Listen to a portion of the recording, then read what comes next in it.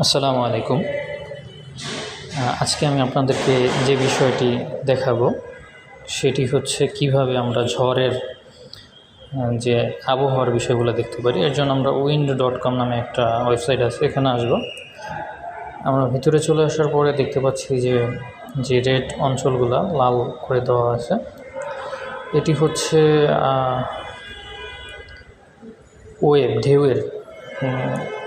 ঢেউয়ের কী পরিমাণে ঢেউ সমুদ্রের মধ্যে হচ্ছে এবং পৃথিবীর কোন কোন সমুদ্রে ঢেউ হচ্ছে এখানে সব দেখা যাচ্ছে। আপনারা সবাই জানেন যে আজকে 27 মে ঘূর্ণিঝড় হচ্ছে আমাদের বাংলাদেশে, এবং আমি আপনাদেরকে ঘূর্ণিঝড়ের আপডেটটা দেখানোর জন্যই, আসলে কী অবস্থায় আছে এটা দেখানোর জন্যই মূলত এই ভিডিওটা করেছি। এবং সেই সাথে আবহাওয়া যে ইয়েটা দেখতে পাবেন, এটা হচ্ছে স্যাটেলাইট অপশন। এখানে অনেকগুলো মেনু আছে, আপনি এখানে এক একটা করে দেখতে পারবেন। যদি দেখেন, এই যে স্যাটেলাইট থেকে পৃথিবীটা দেখছে, স্যাটেলাইট অপশন। এরপরে আছে আপনার হচ্ছে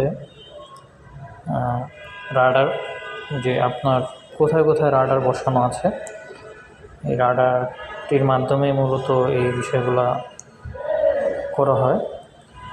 এরপরে যেটি আছে সেটি হচ্ছে উইন্ড, মানে বাতাসের প্রবাহ। হ্যাঁ, কী পরিমাণে বাতাস, যে ঝড়ো হাওয়ার এটার মাধ্যমে দেখা যায়। দেখলেন যে কী পরিমাণে ঝড়ো হাওয়া এবং পৃথিবীর কোথায় কোথায় ঝড়ো হাওয়া বইছে, এই বিষয়টা এটার মাধ্যমে দেখা হয়। আমরা এই যে বাংলাদেশে যে ঝড়ের গতিবেগ এবং কী পরিমাণে হচ্ছে এটা দেখা যাচ্ছে।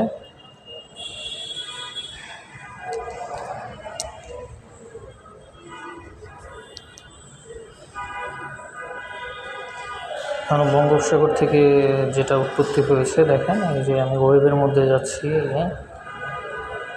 এখানে যে অপশানটা আছে উইন্ড, বাতাসের অপশানের মধ্যে আছি আমি। বাতাসটা দেখছি কি পরিমাণে হচ্ছে। এগুলো হচ্ছে রেইন আইস, কোথায় কোথায় বৃষ্টি হচ্ছে পৃথিবীর, যে অঞ্চলগুলোতে ভারী বৃষ্টি হচ্ছে এটাও দেখা যাবে।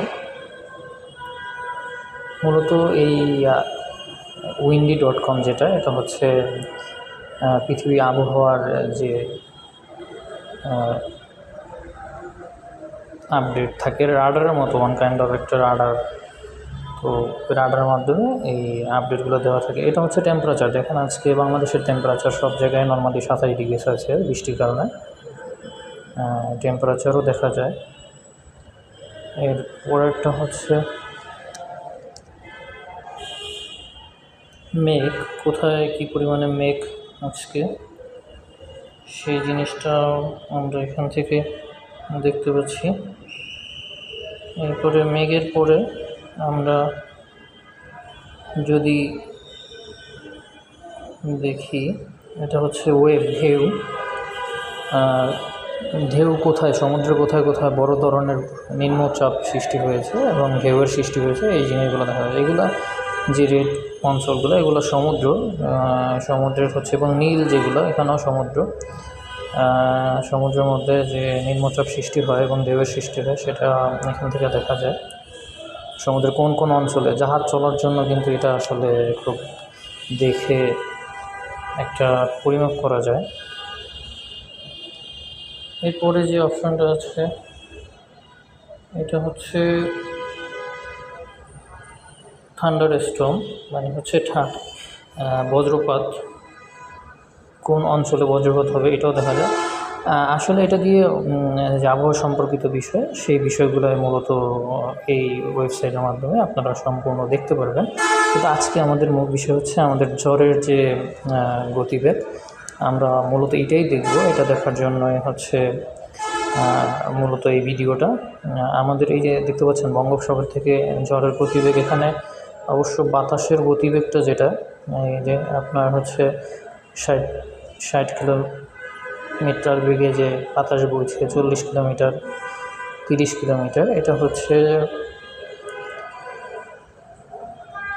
আপনারা এটা আবার দুটো ভাগে দেখতে পারেন। 2D অপশন আছে, 3D অপশন আছে। এই যে আমরা যে বাতাসটা দেখতে পাচ্ছি বঙ্গোপসাগর থেকে কিন্তু চট্টগ্রামের দিকে বাতাসটা বেশি এবং বাতাসের কালার মানে আপনার হচ্ছে যে এখানে ফ্লোর যে কালার অধিক লাল বা একটু কম লাল বা একটু সবুজ করে যে অংশটা, এটা কিন্তু আপনার গতিবেগ নির্ণয় করে, এই অংশটা দিয়ে গতিবেগ নির্ণয় করে। সুতরাং একদম লাল থেকে যে বেগুনি বর্ণের, এটা হচ্ছে সর্বোচ্চ গতিবেগ 60 কিলোমিটার।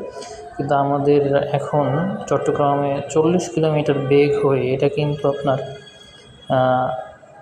ভোলা, নোয়াখালী এবং হচ্ছে চাঁদপুর, শরীয়তপুর, মাদারীপুর এই দিক হয়ে ঢাকার উপর দিয়ে, আসলে আজকে ঢাকাতেও প্রচুর পরিমাণে বাতাস ঢাকার উপর দিয়ে এটা বয়ে যাচ্ছে। বড় ধরনের 30 থেকে 40 কিলো বেগে যে ঝড়ো বাতাস বয়ে যাচ্ছে, এটাই আমরা দেখতে পাচ্ছি। আপনারা এটা দেখতে পাবেন যে বাতাসের গতিবেগটা, এবং এই বাতাসটি গিয়ে সাতক্ষীরার দিকে, মাগুরা সাতক্ষীরার দিকে আবার ঘূর্ণায়িত হচ্ছে।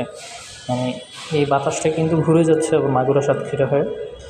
আসলে মূলত এটা সুন্দরবনের কারণে, মূলত সুন্দরবনের আশেপাশে দিয়েই বেশি যাওয়ার কথা ছিল, কিন্তু সুন্দরবনের বাঁধের মুখে পড়ে এটা ঘুরে গিয়ে চট্টগ্রাম হয়ে নোয়াখালী, চট্টগ্রাম, চাঁদপুর এই অঞ্চলটা দিয়ে ঢাকামুখী হয়ে আঘাত হানিয়েছে।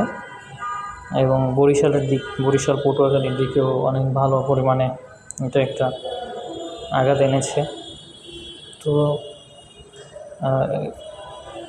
এটা আসলে একটা ভয়ঙ্কর জিনিসই আমাদের জন্য। সিডরের পরবর্তীতে এই ঝড়টা মূলত অনেক ভয়ঙ্কর এবং অনেক ক্ষয়ক্ষতি হওয়ার শঙ্কায় রয়েছে। তো আপনারা সবাই দোয়া করেন যে যার জায়গা থেকে যে আমাদের যেন আল্লাহ তাআলা এই বিপদ থেকে উদ্ধার করেন এবং সহজেই যেন এটা থেমে যায়, এই ঝড়টা অনেক বড় ধরনের ক্ষয়ক্ষতি ছাড়াই যেন। আমরা কিন্তু দেখতে পাচ্ছি এটার গতিবেগ আপনি প্রতিনিয়ত দেখতে পাবেন। এই বাংলাদেশ ছাড়াও কোথায় কোনো ঝড় আছে কিনা, এই যে আরেকটা জায়গায় আমরা দেখতে পাচ্ছি ওরকম ঝড়ের উৎপত্তি হয়েছে এই যে সমুদ্র থেকে। দেখেন এই পুরোটা কিন্তু সমুদ্র, নীল যে অংশটা, সোজা সবুজ যে অংশটা। আমি আরেকটা জায়গায় দেখাচ্ছি, ওই একটা জায়গায় ছোটোখাটো একটা ঝড়ের উৎপত্তি আছে।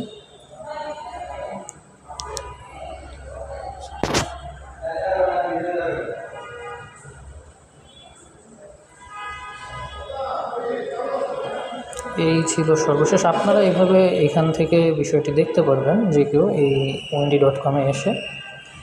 তো আপনাদেরকে সবাইকে ধন্যবাদ সাথে থাকার জন্য। আসসালামু আলাইকুম।